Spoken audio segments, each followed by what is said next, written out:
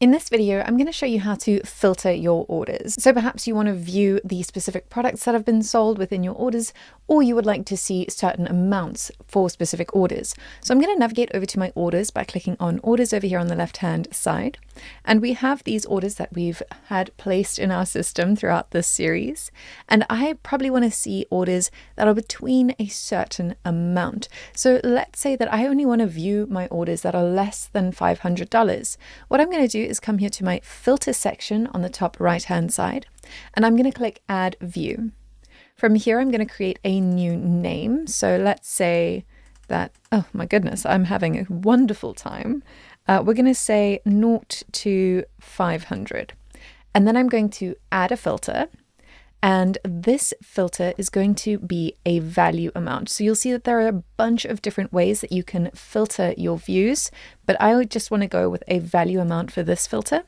And then I'm going to say orders that have a total value less than, and I'm going to say less than 501, so that it includes all orders from 0 to 500. And then I'm going to hit save.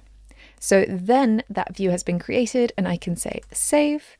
And when I want to see that view, I'm simply going to click on that view from the filter section, and then I can see all the orders that fall within that filter.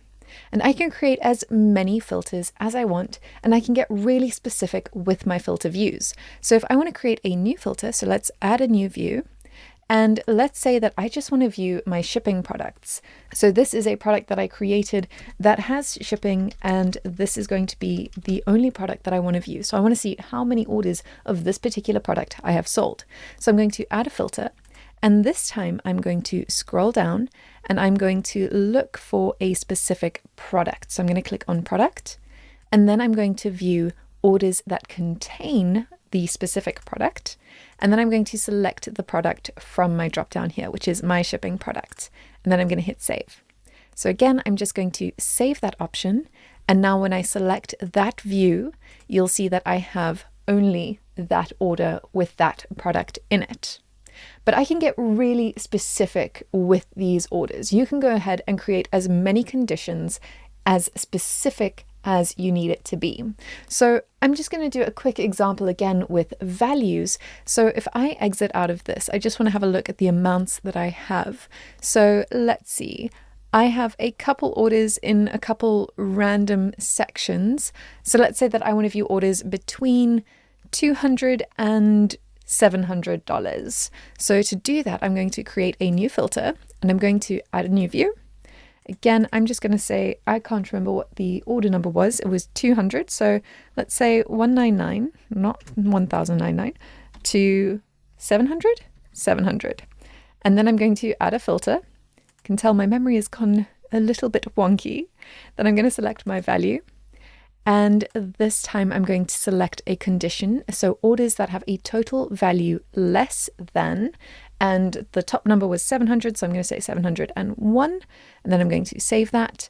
And then I want to add another filter, and I'm going to say, again, value, condition, orders that have a total value greater than 199. And then I'm going to hit save. So, well, yes, let's say that this is 200. There we go. All right, and then I can go ahead and save that.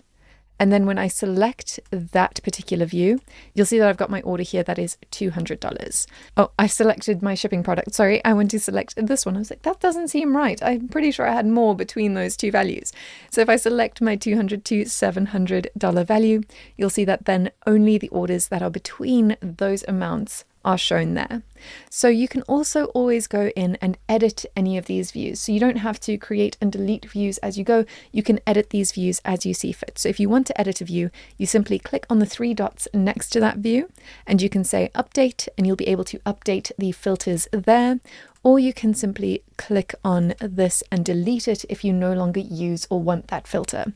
So that is how you can filter your orders. And again, you can get as specific with this as you need to. You can create as many conditions per filter as needed. So go ahead and check out the different conditions that you would like to apply to your orders. These are just some very basic examples that I showed you, but you can get very specific and very niche with these filters. So now that you know how to filter your orders, I'm going to touch on the abandoned orders in the next video. I'll see you there.